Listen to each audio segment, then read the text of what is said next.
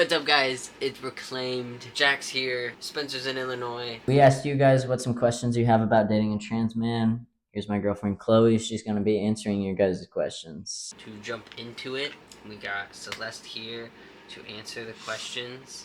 Is there anything you wish more people understood about dating a trans man? The love that's behind it, the understanding. It's not the same as dating a woman, and it's no different than dating a cis man. We're not lesbians. I don't understand that. I feel like a lot of people think that trans men are either going to be feminine or like hyper masculine and not somewhere in between, you know? And so I feel like people get kind of lost in the sauce and think it's just like a lesbian relationship, you know? Are there any misconceptions about dating a trans man that you wish would go away? That we have lesbian sex, no. Yeah. If you guys don't know, lesbian sex is between woman and woman, not man and woman. So no lesbian sex here, just sex. Nope. Yeah. All they want to do is like sexualize it. That we're lesbians, even though I'm not a lesbian. I feel like that's the most common that people assume, because like, especially like on Facebook, people will just kind of like, it's always like their first go-to with like seeing a trans relationship, especially when they're upset because like, a Trans girl man is happy. the trigger just from that. So, what advice would you give to someone who wants to be a better ally for trans people? Go to pride events, show support online. Just show support. Just be there. Yeah. Don't like, Be a voice. like if someone's talking shit about trans people, you're hearing it, and like stand up for it. Like, don't just listen to it and let it go by. Especially like for times like right now, like that's literally like all we really need is just people to speak up and say something. To educate yourself and talk to people in your life if you have, not a trans person in your life. What'd you do after our first date? Researched everything, how to do a T-shot, how to support him, all the surgeries, What specifically like did you look up and like where? On TikTok. I literally just looked up how to support trans boyfriend. It sounds horrible, huh? Yeah. And like I looked up just transgender affirming surgeries. Another thing that she looked up was bottom growth. If you're looking to just be a trans ally, you don't have to look bottom growth. But if you are going to be a partner of somebody who is a trans man and is on testosterone or is going to go on testosterone, I do feel it's important to research what bottom surgery at least is, because some trans men do like to correlate their bottom growth with the devil's tango, if you will. Take that with how you will. Yep. Were you do you feel like that helped you? Yeah, it definitely did, because I don't know how to explain it. It just helped It you? just helps because it's just nice to know in advance what's good and what's bad, and how to not make it what's that word, dysphoric or whatever, Yeah, dysphoric. Yeah, you don't want to be weird. Have you ever had to defend our relationship to family or friends? No, because I don't surround myself with losers. So How does your family feel like about me? About like me being trans? they don't care. They just like him because he makes me happy, and it's not really a conversation.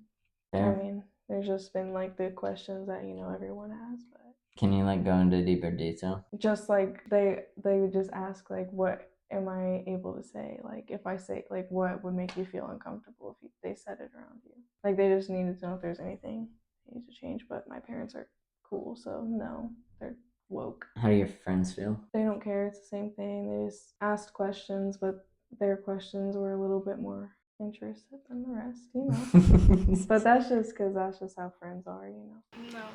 Her Nana's kind of not transphobic, but very asking questions, which isn't a bad thing. I don't mind it. There is some trans people out there who will care to be asked questions, especially obviously when they're personal, which makes sense. But then there's a lot, trans people that don't care when you ask questions. Like me and Spencer don't care when you ask questions because we're open to answering. But there's a lot of trans people that will get very upset if you start asking questions, especially when they're personal. Because no one's asking you those same personal questions, so why are you asking us the personal questions? How do you handle ignorant and intrusive comments? Free speech. She's very much the comment warrior on videos. I don't think she likes to say what's on her mind. Which, I mean, fair. How do you? Because, like, and they're just being, like, closed-minded. I mean, there's really not much to do, because I feel like at this point in time, why try? The only reason is, like, keep them coming back for more engagement. Yeah, at this point, that's, like, also that's the main goal, is just let them keep engaging with them, to make them keep commenting, to bring in other people who are actually open-minded, who are actually supportive. Arguing with a transphobe is really not going to get you anywhere in this day and age. There's no, like, debating. It's just a wall. And intrusive comments, I feel like, aren't always coming from a transphobic standpoint. So, I mean, most of the time they are. But when it's coming from a standpoint of someone just being intrusive, it's usually your... Mind your business, because most of the time it's weird questions. Like, so once again, sexual questions. Yeah. I mean, like, yes, it's, like, okay to probably ask in, like, a DM standpoint, like, sending a message request, but full blown in the comments acting like that and then laughing about it. Or acting like it's not weird to ask in the first place.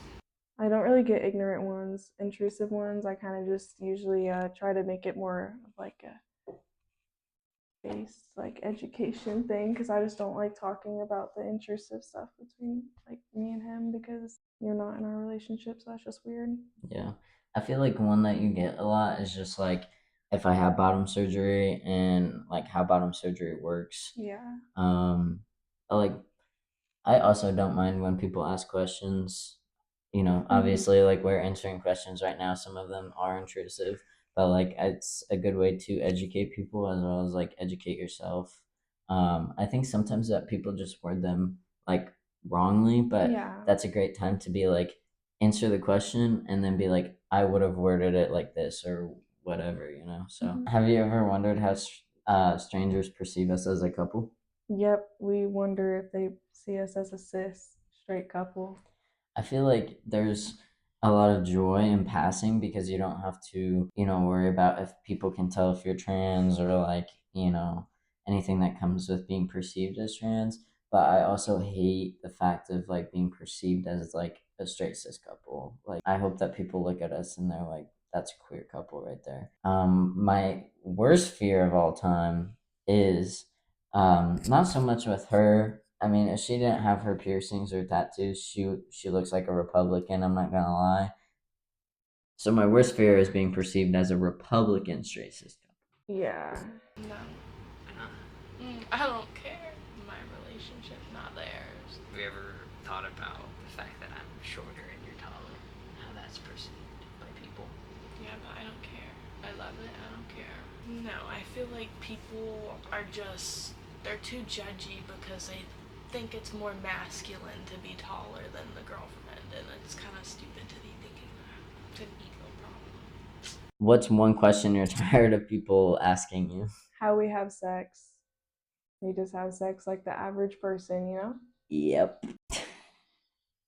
I like I just don't understand why people like are obsessed with how other people have sex or like anything like that. I don't know. Like I don't go up to cis people and be like, "How do you have sex?" Yeah, that's not a normal conversation to have. No. Are you mentally ill? Yeah, a lot of people will For supporting result, my boyfriend. you know, they'll say she's delusional, or that she's mentally ill, or that she needs help because she's just as bad as me for supporting and believing it, dating it, and, you know, all these different ways they form it. And it's always a transphobic person, obviously, asking something like that. But yeah, that's definitely probably the top comment. Once again, like on Facebook and all that, it's like where you'll see a lot of that kind of come from. Do you feel like trans men lack in certain aspects or can't reach a certain level that cis men can? No, I think that cis men lack emotionally intelligence, everything. So take that with how you will. You know, not much to say about that one. No. I don't even know really like what someone could use as like, you know, you're not good enough for. Because, you know, there people will be like, oh, well, you're not masculine enough, or you're not, you know, strong enough to protect her, and like you know, those weird, like very odd, toxic masculinity type. So disgusting because of the fact that they're saying that in a way they know that they can attack women. Like, what are you trying to say yourself? Alright, now to the one question on this list. So this part, we got asked, do you ever miss D? And if yes, what do you do about it? Which is a question that is asked all the time. Why would I? So the answer is no.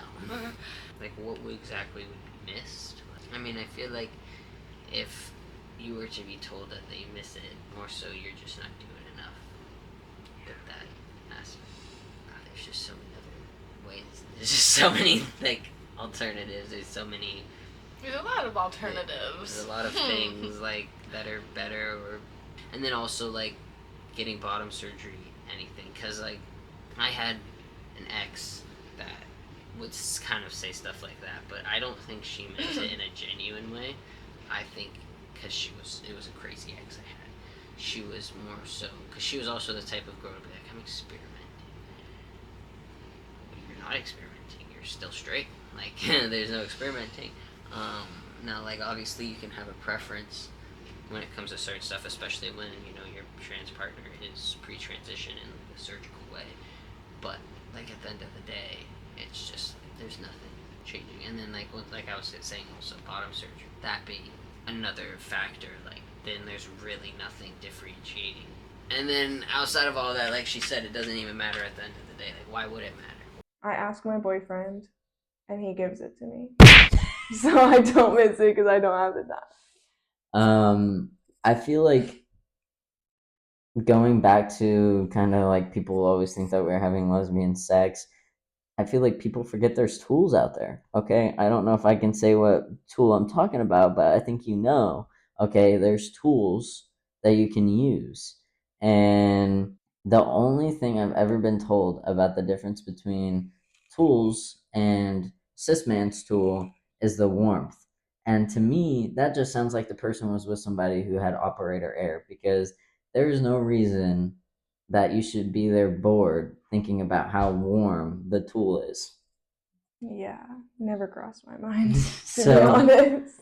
We went to the store and picked whatever one you wanted. Yeah, so. low-key tea. So, Sorry. like, what's there to miss? Exactly. It's exactly. Build a did. You know, there's tools, and you guys can go to the store and build a D.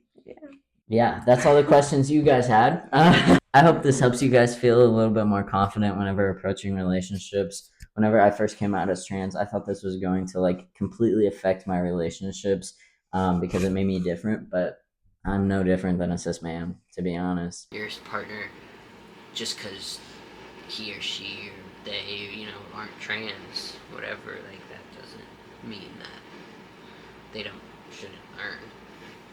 I think that's what it's all about. That's how you make it work. You also, I don't mean to cut you off, but it's like you don't have to be a part of the LGBTQ to support. Like, just support. You don't have to be gay or whatever to support gay people. Like, you just support. Yeah, it doesn't take anything to support. You support each other in your everyday activities, so support trans or queer people in their everyday activities. Like, it makes no difference. We're all people. We all can love a person. Gender, biological sex, up in the air, it could be whatever, doesn't matter. And that should just kind of be how it is. Relationships are not all bad. And they are possible with anybody. You just have to find the right person. Because I know there's a bunch of toxicity when it comes to all aspects too. There's like all the toxicity behind dating a cis man as a trans man. There's still all the same toxicities with dating cis women as a trans man. Same thing for trans women. Like, it's just one big, like, just gotta find the right person at the end of the day. There is a right person, whether they're cis, trans, whatever. There's somebody. I appreciate everybody that's watched to the end. I hope you enjoyed both of our answers from Celeste and Chloe today, for this video. Anyways, me and Jack, we plan to do one of these with our parents about like how it was to come out, or like how it was for them to watch us transition. So keep an eye out on our social media for that questionnaire. Comment them down below, and we will be using them in the video. If you guys have any more questions for me to ask Chloe over here, please let me know. Other than that, we'll see you in the next video. Like, comment, share, subscribe, click that bell. We'll see you guys in the next video. Thank you. Love you. You want to say anything? Bye.